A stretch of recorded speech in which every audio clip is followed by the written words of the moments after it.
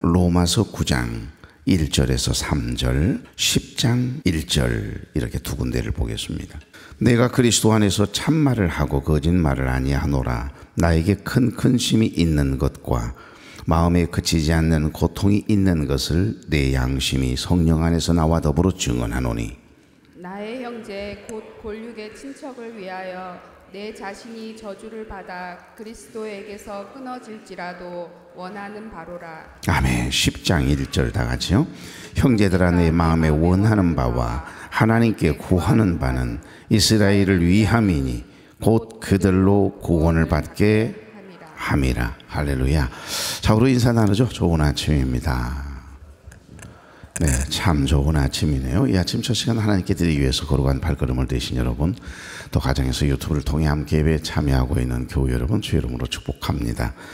여러분, 기도의 사명이 있는 사람들은 뭘 해야 가장 행복할까요? 당연히 기도할 때가 그야 그 사람은 가장 행복해요. 또 기도가 사명이면 그 일을 할 때 가장 보람을 느끼고 은혜 충만, 성령 충만하거든요. 자, 그러면 전도의 사명이 있는 분들은 언제 가장 행복할 것 같습니까? 전도할 때예요. 전도할 때 가장 행복하다 그래요.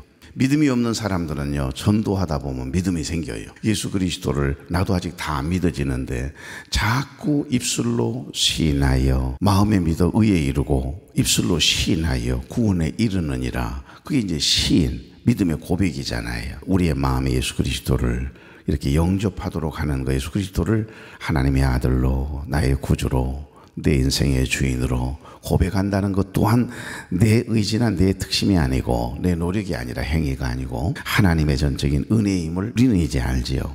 그런데 그 입술의 고백이 굉장히 중요하거든요. 그러니까 전도의 사명 있는 분들은 전도할 때, 예수 그리스도를 전할 때 가장 행복해요. 여러분이 교회를 자꾸 좋다고, 너무 우리 교회 좋다고 자꾸 소문을 내 입술로 내다 보면 진짜 내가 좋아지는 것들, 좋은 것들만 보여요. 근데 자꾸 교회 안 좋은 이야기만 하는 사람들 보십시오. 안 좋은 것만 보여요. 그래서 이미 그 사고가 왜곡이 돼버리거든요. 그래서 부정성을 가지게 됩니다. 여러분의 남편이 고맙다, 감사하다, 너무 좋다, 내 아내를 어찌 세상에 많은 사람들 중에 내 아내를, 저런 여인을 내 아내로 이렇게 붙여주셨을까? 내가 아무리 생각해도 저런 아이를 어떻게 내 자녀로 내가 뭐라고, 이런 생각을 한번 해보십시오. 이것도 이쁘고 저것도 이쁘고 얼마나 감사한 줄 알아요. 그러니 마음에 막 내 아들을, 내 딸을 자랑하고 싶은 마음이 막 강같이 일어나잖아요. 그럼요, 사실 알고 보면 내 마음에서 일어나는 거거든요. 나눔이 사명인 사람들은요, 크고 작은 것 뭔가 생기기만 하면 나누고 싶은 그런 강렬한 마음이 일어나요. 그래서 이웃과 작은 것, 큰 것 할 것 없이 나눌 때 행복하니까 주님이 나눔 속에 감추어놓은 그 기쁨과 행복을 경험케 되는 겁니다. 항상 기뻐하라. 이 기쁨은요, 기쁜 일이 있기 때문에 누리는 기쁨을 이야기하는 게 아닙니다. 도저히 기뻐할 수 없는 상황인데 하나님이 감추어 놓은 그 기쁨을, 거룩한 기쁨을 경험하는 것을 늘 경험케 해야 된다. 항상 온이라고 하는 단어를 썼거든요.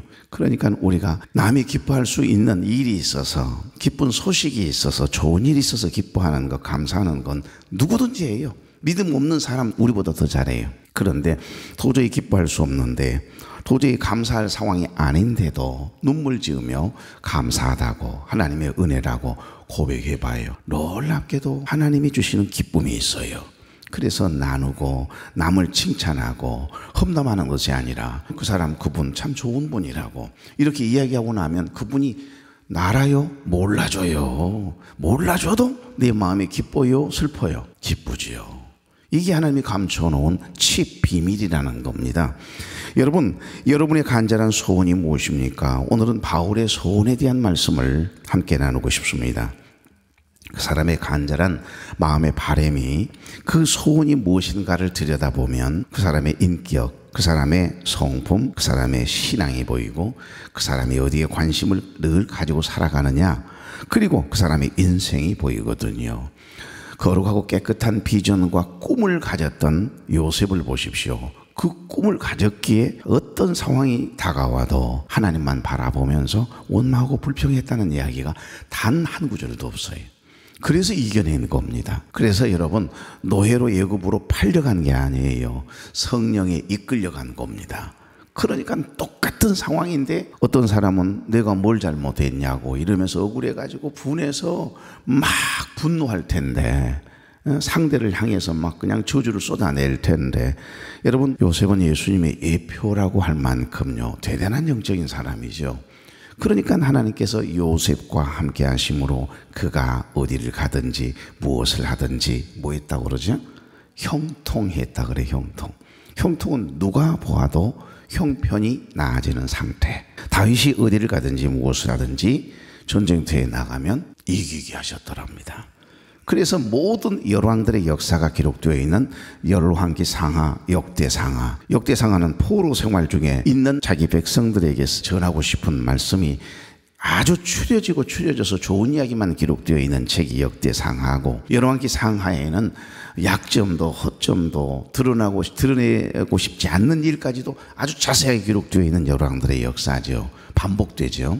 그런데 그 역사 안에 공통적으로 모든 임금들에게 하나님께서 주의 종들을 통해 하셨던 기준이 누구예요? 다윗입니다. 여로보암의 길을 따라가는 것은 우상숭배의 길이고, 다윗의 길을 따랐고 다윗의 길을 행하면 너희들 다윗을 축복해 주셨던 것처럼 내가 함께 하겠다, 복 주시겠다는 약속의 말씀이 그 열왕들의 역사 속에 들어있는 것처럼 다윗이 어디를 가든지 무엇을 하든지 이기게 하셨다라고 계속해서 반복하거든요. 오늘 여기 본문에 등장하는 사도 바울이 그랬습니다. 9장 1절 다 같이, 내가 그리스도 안에서 참말을 하고 거짓말을 아니하노라.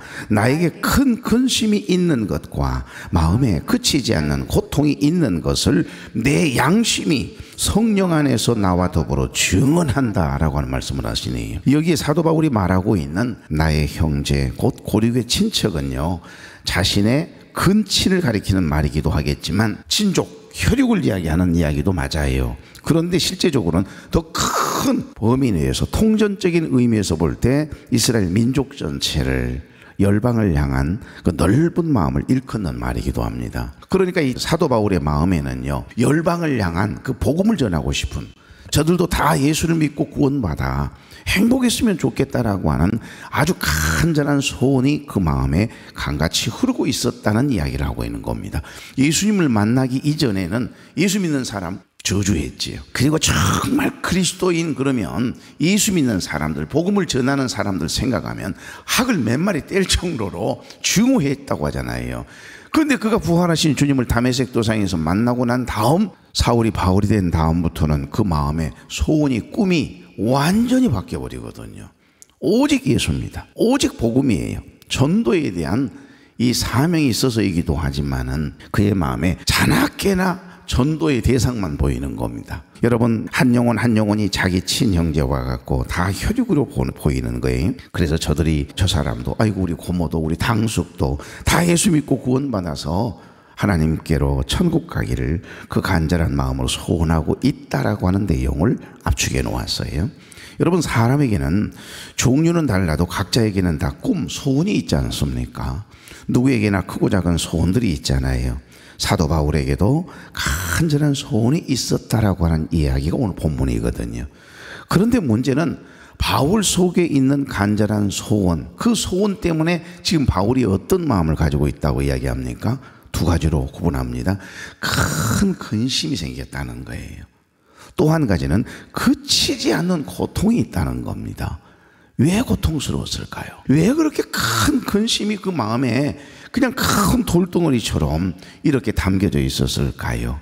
여러분, 뭐 때문에 지금 큰 근심이 있습니까? 그치지 않는 고통이 있습니까? 과연 여러분의 예수 믿지 않고 믿음 생활 제대로 하지 않는 자녀 때문에 그런 큰 고통과 큰 그치지 않는 고통과 큰 근심이 가슴에 있다면 여러분은 참으로 행복한 사람이에요. 여러분, 그러니까 사도 바울 속에는, 사도 바울의 간절한 소원 속에는 큰 근심과 그치지 않는 고통이 있다라고 하는 고백이 오늘 본문이잖아요. 사도 바울이 예수님을 만나기 전에 가졌던 꿈과 소원은 그 누구보다도 유대인답게 살려고 했습니다.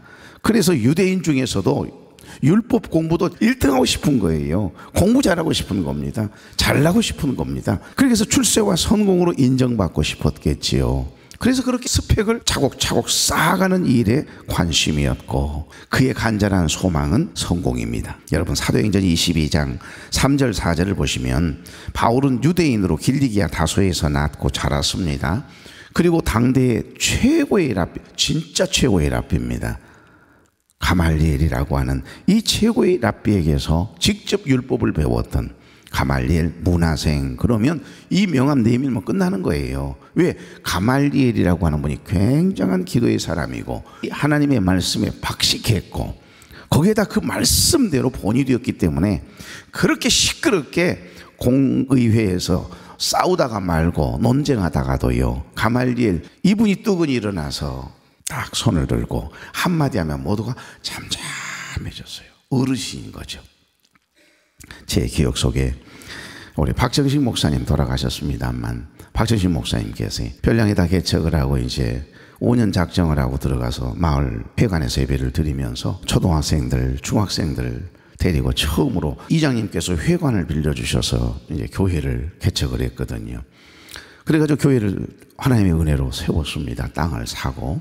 그런데 전도사 때예요. 여러분 누가 임시 당회장을 해주려고 하는 사람이 누가 있겠어요? 개척교회고 어려운 교회인데 임시 당회장 하면 오히려 도와줘야 되는 것이니까, 오히려 사례비를 받는 것이 아니라 도와줘야 되니까 이 세상에 그때는 지방회였거든요. 이쪽 나도 순서 지방회, 지금은 남시찰 뭐 서시찰 이렇게 나갑니다만 서시찰 쪽이 그때는 순서 지방회라고 하는 기관으로 이름이 불려졌습니다. 모든 목사님들과 장로님들이 오셔서 회의를 하는데 제 기억이 나요. 전도사 초임 때지요. 누가 이제 전 전도사님의 교회 임시당회장을 해주실 분이 누굽니까? 1년에 이제 한두 번 여러분 세례식도 해주려야 되고 성찬식도 해주러 이제 가야 되잖아요. 근데 그때는 뭐 내가 서울에서 내려온 지 얼마 안 됐고 어느 누가 해주겠어요 나를. 어려운 교회라는데 도와야 될 일밖에 없는데 아무도 이러고 계십니다. 그런데 한 분이 손을 번쩍 들더라고요. 머리가 하얗신 분이. 그때 우리 노예의 최고의 존경받는 가말리엘 선생님처럼 존경받았던 분이거든. 그런데 손을 번쩍 들더니 아무도 임시당회장을 안 하겠다고 하니까 당신이 나를 알까? 나가 무슨 목사님을, 나는 목사님을 그냥 먼 발치에서만 뵀던 분인데 손을 번쩍 드시더니 제가 하겠소. 지금도 기억해요. 저는 그 은혜를 잊지 못해서 사랑의 동산을 봉사하겠다라고 하는 마음에 소원을 가지고 지금까지 봉사를 하는 것이거든요. 그 약속을 지키기 위해서. 그때 그 은혜는 평생 잊을 수가 없어요. 정말 아껴주셨고 사랑해 주셨습니다. 생각해 주셨던 그 은혜를 잊을 수가 없어요. 고인이 되셨지만 제 마음에는 정말 소중한 아버지와 같은 분이거든요. 지금 사울에게는요, 가말리엘 문화생이라고 하는 게 그렇게 자랑스러운 겁니다. 그러니까 율법의 엄한 교훈을 받으면서 제법 똑똑한 아이로, 청년으로 이렇게 자랐거든요. 그러니까 그의 마음에 간절한 소원과 꿈은 오로지 성공이에요. 최고의 랍비, 최고의 학교, 최고의 스펙을 쌓아서 최고의 율법주의자가 되고 최고의 성공자가 되고 싶은 거예요. 거기에다가 부모 덕에 여러분 사울에게는 로마 시민권까지 있었거든요. 그때 당시 로마 압제하에 있을 때 로마 시민권이 있다라고 하는 것은 함부로 건드려서는 안 돼요. 로마 시민을 건드렸다 그러면 그건 아주 무서운 죄입니다. 그러니까 그때 당시에 로마 시민권을 얻으려면 다 방법이 딱 두 가지입니다. 주인이 그 노예가 너무 성실해서 그 주인이 자유인이 되도록 해방시켰을 때 그것은 이제 예외적인 거고, 아니면 몰래 뇌물을 엄청 갖다 바쳐가지고요 뇌물로 시민권을 사는 일이 어쩌다 있었던가 봐요. 그러나 가장 중요한 것은 만약에 로마 시민권을 얻고 싶다, 다른 타국인들이, 그러면 전쟁터에 나가서요 군인으로 25년간 군대 생활을 해야 돼요. 그 25년 동안 생사를 오가는 전쟁터에 가서 살아남으면 그 사람은 로마 시민권을 주었다라고 하는 기록이 남아있을 정도니까. 그러니까 남들이 부러워할 만한 스펙들, 가정사, 로마 시민권까지 가지고 있었으니까 거기에다가 똑똑했어요. 야망이 대단했지 않겠어요? 전도가 유망한 청년이었습니다. 거기에다가 사울은 종교적인 열심도 굉장해서 예수님을 믿는 사람들을 누구보다 싫어했고 핍박하고 박해하는 일에 앞장을 서서 예수 믿는 사람들 얼마나 괴롭혔는지 몰라요. 스데반 집사를 돌로 쳐 죽이라고 주동했던 사람이 바로 사울이었으니까. 최고의 인기를 유대인들에게는 누렸던 사람, 그의 마음에 간절한 소망은 항상 최고가 되는 겁니다. 가장 높은 자리에 올라가는 거예요. 성공하는 게 그의 간절한 소원이었어요. 그런데 그가 다메섹 도상에서 예수님을 만나고 난 다음 그의 모든 소원은 완전히 바뀌어요. 그가 그동안 쌓았던 모든 스펙들, 로마 시민권까지도 그 소중히 여기지 않아요. 다 배설물처럼 여기고 나에게 주어진 예수 그리스도를 믿음으로 말미암아 구원을 받아 하나님의 자녀, 하나님의 백성이 되었다라고 하는 천국 시민권을 자랑했던 사람이 사도 바울이잖아요. 그러니까 그때부터 사울은 자기가 그토록 싫어했던 예수 그리스도께서 모든 인간들을 죄에서 구원하여 주시기 위해 하나님께서 보내주신 메시아라고, 하나님의 아들이시라고, 구원자이심을 그때부터 큰 자라고 하는 이름을 아버지로부터 받았을 것 아니에요. 사울은 큰 자란 뜻이니까 그런 뜻을 가진 큰 꿈을 가지고 세상적인 소원을 가지고 있었던 이 사울이 예수님을 만나고 난 다음에 그의 삶이 180도 확 바뀌거든요. 그래서 결국 바울, 작은 자란 뜻입니다. 이름을 바울로 바꾸어요. 그래서 피 묻은 복음이 그의 가슴에 막 타오르는 순간 부활하신 주님을 증언하는 주님의 증인이 된 겁니다. 그의 큰 소원, 간절한 소망은 항상 어디에 있냐? 전도하는 겁니다. 복음을 전해서 누구든지 나 때문에 예수 믿고 구원받은 하나님의 백성이 되도록 하는 것, 그것이 가장 큰 소원이었음을 이야기하거든요. 이제까지는 높은 사람이 되고 큰 사람이 되고 부자가 되고 자신의 출세를 위한 갈망이 그의 마음을 가득 채우고 있었다면, 예수님을 만난 후부터는 성령이 그에게 임하니까, 성령 충만, 은혜 충만해 있으니까 권능을 받고 예루살렘과 온 유대와 사마리아와 땅까지 복음을 전하는, 부활의 주님을 증언하는 주님의 증인이 된 줄로 믿습니다. 그때부터 사도 바울의 마음 안에 간절한 소원이 막 불일 듯 일어나는 거예요. 뭐지요? 복음을 땅끝까지 전하고 싶은 겁니다. 여러분, 그리고 사도 바울의 가슴 속에 깊이 묻어두었던 마음의 간절한 소원 하나가 있었습니다. 그게 큰 근심과 그치지 않는 고통이라고 표현하고 있거든요. 9장 3절에 나옵니다. 나의 형제 곧 고륙의 친척을 위하여 내 자신이 저주를 받아 그리스도에게서 끊어질지라도 원하는 바로라. 지금 사도 바울이 원하는 바, 이 말은 소원이라 이 말이에요. 간절한 소원이래요. 그게 뭘까요? 10장 1절에 나오네요. 형제들아, 내 마음이 원하는 바와 하나님께 구하는 바는 이스라엘을 위함이니 곧 그들로 구원을 받게 함이라. 아멘.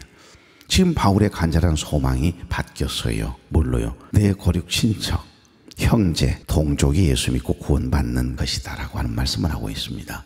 이것이 굉장한 고백이거든요. 이것이 바울의 간절한 소망이라고 말씀합니다. 여기 원하는 바에 해당하는 유도키아라고 하는 단어가 있거든요. 유도키아, 바라는 것이나 원하는 것이라고 하는 표현이라기보다는 기뻐하는 것, 이 의미가 훨씬 더 강합니다. 그러니까 하나님이 기뻐하시는 것, 그 일에, 하나님이 좋아하시고 기뻐하시는 일에 내 마음, 나의 모든 삶을 온전히 향하게 하겠다라고 하는 간절한 소망이 그의 마음에 있었다는 겁니다. 그래서 사도 바울의 간절한 소원을 뜻하고 있는 형제와 가족, 그리고 친구들을 얼마나 사랑했는지, 그들의 영혼을 얼마나 긍휼히 여기고 있었는지 오늘 이 본문은 우리에게 말씀이에요. 우리말 성경으로 제가 읽어드려 볼게요. 여러분, 나는 그리스도 예수 안에서 진실을 말하고 거짓을 말하지 않습니다. 내 양심이 성령 안에서 내게 이것을 증거합니다. 그랬어요. 2절 말씀을 보니까 두 가지래요. 무엇입니까? 하나는 내게 큰 근심이 있다는 것이고, 또 하나는 내 마음에 끊임없는 고통, 그치지 않는, 마음에서 멈추지 않는 고통이 있대요. 여러분, 다른 사람들은 다 예수 믿고 복을 받는데 왜 우리 가족은 하나님 예수를 믿지 않는 것입니까? 이 고통이에요. 그치지 않는 고통. 이것이 사도 바울의 고통이었던 거예요. 간절한 소원이었던 겁니다. 여러분, 이 세상에도 사도 바울처럼 구원의 확신을 가진 사람들이 어디 있을까요? 사도 바울처럼 구원의 기쁨을 누리며 복음을 전하는 사람들이 많이 있겠죠. 그런데 오늘 여기 사도 바울 본인에게 큰 근심과 그치지 않는 고통이 있다, 이렇게 고백을 하면서, 이 고백은 사실 자기 혼자 천국 갈 수 없다는 이야기잖아요. 그래서 계속해서 기도했다는 겁니다. 기도하고 있는 거예요. 하나님, 소원이 하나 있습니다. 나의 혈육 곧 형제 고륙의 친척을 위하여 내 자신이 저주를 받아서 그리스도에게서 끊어질지라도, 내가 지옥에 간다 할지라도 이 말이에요. 내 이름 기록 안 해주셔도 좋습니다. 나는 복음을 전해 나갈 거니까. 그러나 내 가족이나 형제나 내 동족은 제발 예수 그리스도를 믿음으로 구원받아 하나님의 자녀, 하나님의 백성 됐으면 좋겠습니다. 천국 갔으면 좋겠습니다. 내 간절한 소원이 그것입니다. 이 고백이에요. 지금 3절은. 그러니까 내 사랑하는 부모, 형제가, 내 친구들이, 내 자녀들이 예수 믿고 구원받아서 천국 갔으면 좋겠어요. 지금 이 간절한 소원을 이야기하고 있는 겁니다. 이 시간 주님께서 저와 여러분에게 두 가지를 묻고 계세요. 너희에게도 바울처럼 마음에 그치지 않는 고통이 있느냐? 한번 차분차분 답해 보십시오. 두 번째, 너희에게도 부모, 형제, 친구, 자녀들, 너희 가족들을 위한 큰 근심이, 그치지 않는 고통이, 안타까워하는 마음이, 그들을 향하여 괜히 그들 영혼을 생각하면 불쌍한 생각이 들어서 눈물이 지금 나고 있느냐라고 하는 질문을 던지고 있네요. 주님은 시간 저와 여러분에게 묻고 계십니다. 사도 바울의 큰 근심과 그치지 않는 고통, 간절한 소원이 있느냐 물으시고 계세요. 이제 말씀을 맺고자 합니다. 우리가 너무 잘 알고 있는 루벤 아처 토레이 목사님, 여러분, 이분이 왜 이렇게 영성이 깊고 수많은 사람들에게 선한 영향력을 미쳤는 줄 아세요? 그 어머니의 간절한 소원, 그 어머니의 눈물의 기도 때문임을 여러분 아세요? 눈물 흘려 기도하는 어머니를 가진 자식은 망하는 법이 없는 줄 믿습니다. 지금 방황하고 있습니까? 여러분의 마음에 큰 근심이 되고 있습니까? 여러분, 세상적인 근심과 방황하는 것 때문에 염려하지 말고, 그가 아직 예수 믿지 않고 구원받지 못한 것에 대하여 온전히 믿음으로 살지 못한 내 남편, 내 아내, 내 가족 때문에 그치지 않는 고통이 여러분에게 있어야 합니다. 간절한 사도 바울의 소원이 있어야 하거든요. 루벤 아처 토레이, 그런 청년 시절에 너무 신앙 안에서 모태신앙을 가지고 태어나가지고 신앙의 구속을 받는 게 너무 싫었어요. 그러니까 애따 모르겠다고 그러면 가출을 해버리거든요. 그런데 오로지 이 아들을 이해해주는 사람은 딱 한 사람, 눈물로 기도해주는 어머니만 이 아들을 너무너무 긍휼히 여겨요. 그의 어머니가 울면서 집을 떠나려고 하는, 가출하려고 하는 아들을 붙잡고 그래요.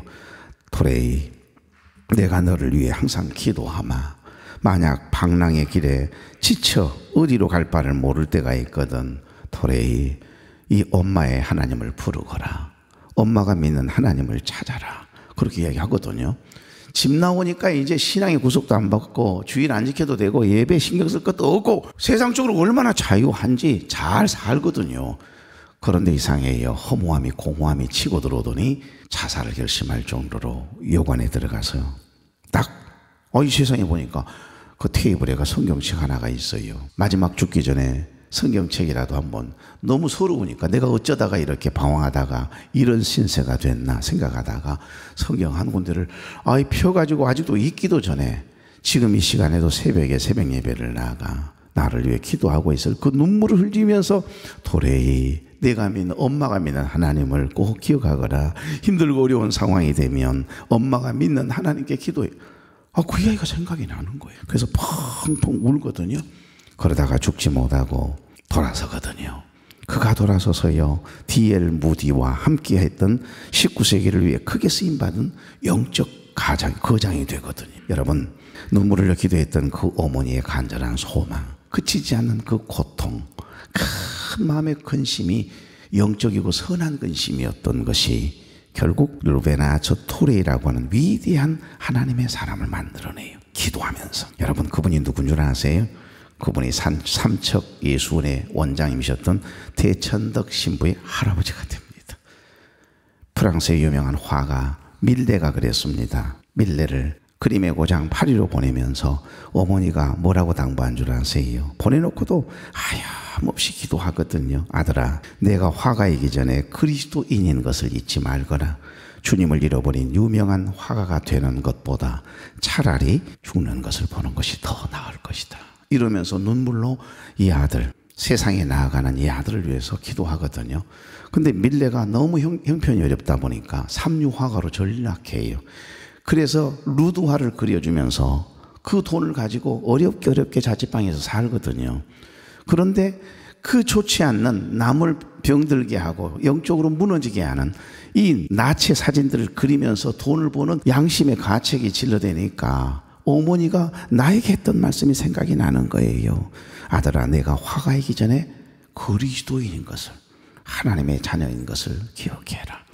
그 기억이 나서요, 눈물을 펑펑 흘리다가 술 먹고 가만히 엄마 생각하니까 정신을 못 차리겠는 거예요. 이러다가 나가 죽겠다, 이러다 내가 무너지겠다는 생각이 들어.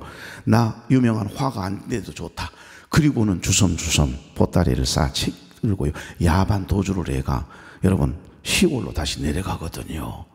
그 시골에서 가만히 이렇게 먼 발치를 보니 두 부부가요, 해가 뉘어뉘어 가는데 두 부부가 열심히 일을 하다가 말고 괜히 소쿠리를 가지고 말이죠, 일 마치고 나서 이상해요. 이제 일 마치고 나서 이 두 부부가 손에 손을 뜨거니 잡고 그냥 기도를 하는 거예요. 이 하루 동안 열심히 일을 마치게 해주신 하나님께 감사하다고. 두 부부가 기도함으로 그 일을 마치고 있는 모습이 저 서산에 지고 있는 해와 딱 맞물려 가지고 보이는 겁니다. 그 모습을 보자마자 너무 아름다워 감동이 된 나머지 막 쓰잖아요. 그 그림이 뭔 줄 아세요? 밀레라고 하는 화가는 그림에서 소리가 나는 그림을 그리고 싶은 간절한 꿈이 있었거든요. 만종이라고 이름을 붙이거든요. 제가 프랑스의 루브르 박물관을 가보았습니다. 거기에 가봤더니 밀레 만종이라고 하는 그림이 있더라고요. 얼마 전 기사를 보니까 밀레의 만종이라고 하는 그림 한 점이 얼마인 줄 아세요? 1조 원이 넘는다라고 하는 기사가 실렸더라고요. 유명한 화가 되지 않습니까? 그 어머니의 간절한 소원, 그치지 않는 고통, 마음의 큰 근심이 한 자녀를 이렇게 다시 회복시키고 그의 신앙을 회복시켜서 큰 복을 받아 누리게 하신 것 아닙니까? 오늘 어떤 영혼을 만나야 될지 나는 몰라, 여러분도 모릅니다. 또 만나봅시다. 그냥 떠나봅시다. 열심히 일을 하다가 하나님께서 붙여주시고 만나주시고 기회를 주시면 또 전하는 겁니다. 그렇게 해서 입술을 열어 믿음으로 선포하면 한 영혼이 다시 살아날지, 사울이 바울이 될지 누구 합니까? 오늘 이 하루도 하나님께 간절한 소원을 하나님 앞에 아뢰십시오. 여러분의 간절한 소원과 꿈이 뭡니까? 하나님과 관계없는 거 그거 다 사라지고 없어질 거예요.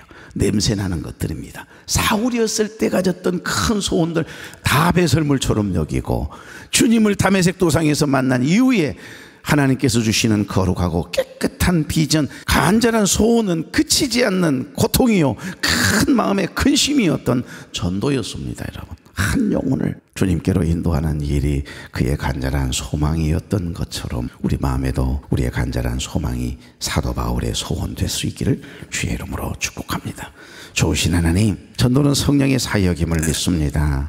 전도는 순종입니다. 우리에게도 바울처럼 마음에 그치지 않는 고통이, 부모, 형제, 자녀들, 가족들을 위한 큰 마음의 근심이, 안타까워하는 마음이, 불쌍히 여기는 마음이 하나님 우리에게도 있게 해 주시옵소서. 사도 바울의 큰 근심과 그치지 않는 고통, 간절한 소원이 불일 듯 우리에게도 일어나게 하셔서 우리에게 전도해야겠다는 마음을 주시고, 복음을 들고 믿음으로 나아갈 때 성령께서 꼭 만나야 할 사람 만나게 해주시고, 그들을 우리에게로 이끌어 주시고, 저들의 마음 터치해 주셔서 움직여 주셔서 이웃 초청주일이 수많은 영혼이 주님께로 돌아오는 기회가 되게 하시고, 우리의 순종을 통해 놀라운 은혜와 결실을 경험하게 하옵소서. 주님, 우리의 입술과 발걸음을 복음의 도구로 사용하도록 주님의 뜻을 이루어가는 귀한 사명을 감당해내는 귀한 은혜의 통로로 써주시옵소서. 예수님의 이름으로 기도하옵나이다. 아멘.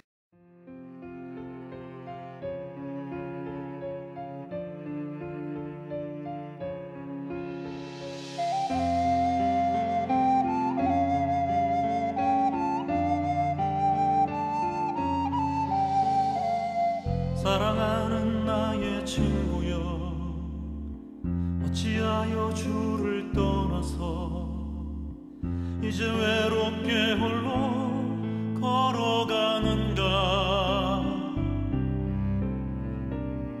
옛날에는 내가 나보다 뜨겁게 주를 사랑해서 얼마나 너의 믿음을 부러워했는데,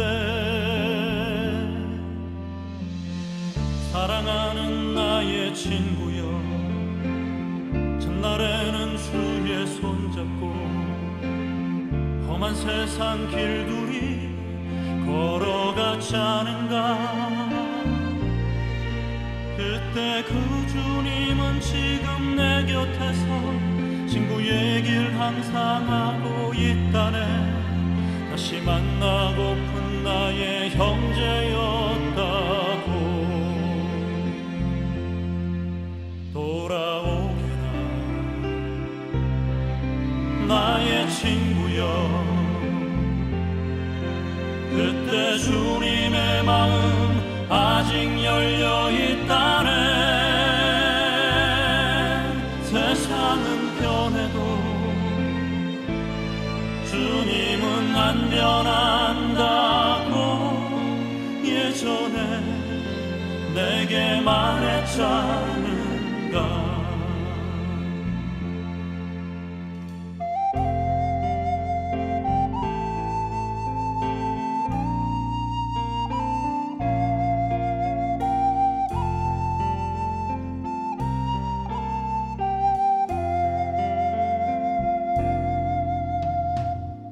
사랑하는 나의 친구여. 예배당의 새벽 종소리 때로 잊었던 고향 되살려줬지. 작은 동산 위에 우뚝 서 자그마한 시골 예배당. 우리들의 장례를 주님께 맡긴 곳. 사랑하는 나의 친구여. 우리 둘이 손을 맞잡고 서로를 위한 기도 드렸지 않은가. 지금 그곳에는 주님 혼자서 우릴 위해 기도하고 있다네. 다시 주님 품에 돌아오게 친구여. 돌아오게나 나의 친구여. 끝없는 환난 고통 가득 찬 세상에서 무거운 짐 벗고 주님의 사랑받게 나 친구여. 사랑하는 친구여. 친구여. 사랑하는 친구여.